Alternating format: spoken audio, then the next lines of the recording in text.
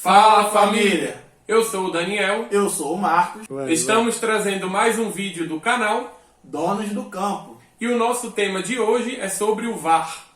Você acha que o VAR beneficiou ou atrapalhou o andamento do futebol? Antes do vídeo, não esquece de estar dando aquele like aí, se inscrevendo no nosso canal, ativando o sininho para obter todas as notificações e compartilhando o nosso conteúdo com os seus amigos. E não se esqueçam das nossas redes sociais que vai estar passando aqui embaixo. E vamos pro vídeo.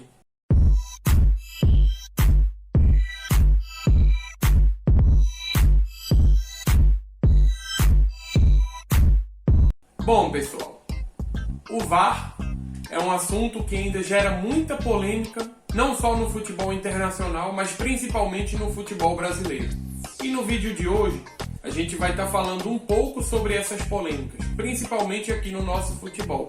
A gente sabe que o VAR já existe na Europa há um pouco mais de tempo. Lá, o VAR tem 99%, digamos assim, de precisão, na marcação de faltas, expulsões, pênaltis. Porém, aqui no Brasil, infelizmente, a gente não está tendo essa mesma ênfase.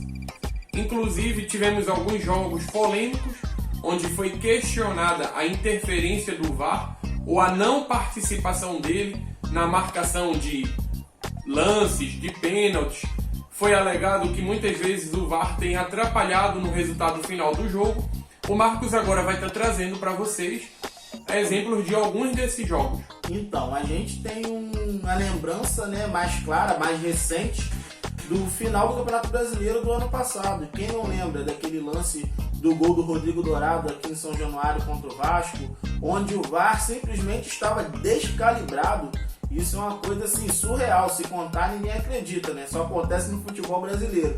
E no jogo seguinte, onde o Internacional, 2 jogos após, onde o Internacional enfrenta o Flamengo, e o Rodinei faz uma falta questionável, realmente foi violenta, foi dura, mas a gente sabe que o Rodinei não é um jogador violento. E o jogador é expulso, depois o juiz ir consultar o VAR, ele é expulso direto e houve muitas reclamações dos torcedores do Inter, dos dirigentes e tal, questionando o VAR. Bom, muitos podem falar que o VAR tem sido benéfico. A gente tem um exemplo antes da chegada do VAR, a final do Paulistão, Marcos, de 2018, onde o Corinthians acabou se sagrando campeão em cima do Palmeiras.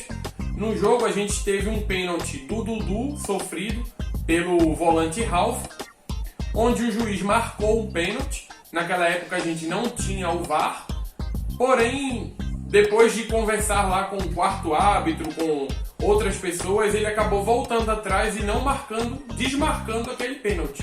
Houve também a possibilidade de uma interferência externa. Dali, a própria diretoria do Palmeiras foi uma das que se posicionou bravamente pela implantação do VAR no futebol brasileiro.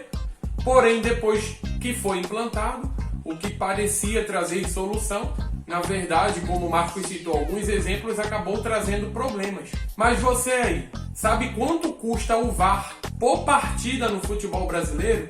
Você tem noção de quantos clubes a CBF precisam arcar para contar com o árbitro de vídeo no jogo? Pois é, pessoal.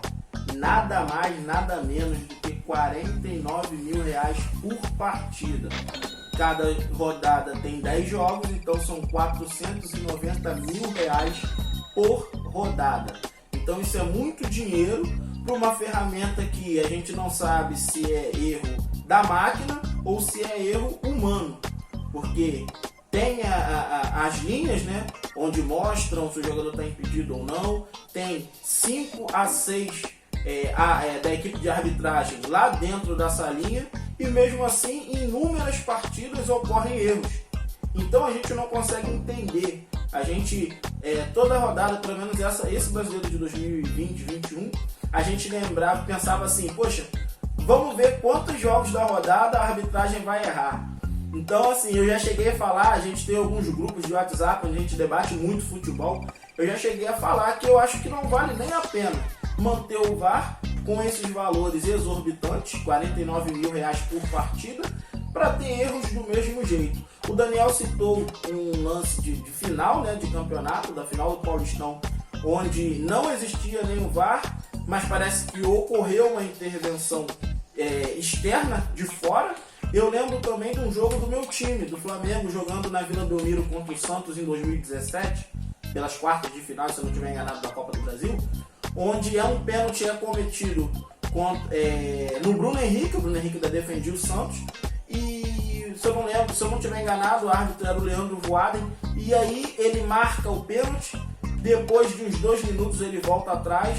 Houve muitos comentários de intervenção externa, que falaram que alguém viu a imagem e passou para ele que não havia acontecido o pênalti, e ele volta atrás. Entre esses e outros problemas que têm ocorrido, o VAR tem, em alguns casos, atrapalhado, mas em muitos beneficiado o futebol brasileiro. Sim, a gente sabe, né, que tem já aquele folclore, né, do futebol brasileiro, em que dizem que Flamengo e Corinthians são beneficiados. Então a gente vê que mesmo assim, mesmo com o VAR, tendo o VAR nos jogos, acontecem os erros da mesma forma, beneficiando todos os times e atrapalhando, né, prejudicando todos os times. Eu acredito que não tenha um time específico que seja escolhido, que seja beneficiado. Na verdade, o problema está nas pessoas que comandam a ferramenta. É verdade. Né? Então, a gente tem um exemplo também, o Daverson, no jogo do Brasileiro de 2019, lá na ressacada contra o Avaí, que ele mergulha, né, literalmente, e o juiz vai olhar no VAR, olha, passa 5, 6 minutos, ele vai lá e marca o pênalti, que na verdade não ocorreu. Não existiu. Então, a gente, exemplos, né? Usando exemplos, fora o que a gente não lembra aqui de passar. Então a gente vê que mesmo o árbitro tendo o tempo, tendo aquela imagem ali, ele naquela tela, ele vê 5, 6 imagens, não é uma só, não é só aquela que a gente vê na TV. A gente vê uma, ele vê 5, 6 imagens diferentes, fica 6 minutos ali e ainda define errado a jogada. E ainda Exatamente. marca de forma errônea. Enquanto a gente vê no Campeonato Inglês, principalmente, Bem a na arbitragem precisão exata. Leva segundos. são 10 segundos, 14 segundos e define a jogada e acerta. Então eu acredito que o problema do VAR seja as pessoas que comandam, e eu, opinião minha, como torcedor brasileiro, sou contra. E você aí de casa, qual é a sua opinião? Você é a favor ou contra a arbitragem de vídeo no futebol brasileiro? Esse foi o nosso tema. Espero que vocês tenham gostado, né? Os donos do campo vão ficando por aqui. E até o próximo vídeo, galera. Valeu, tamo junto.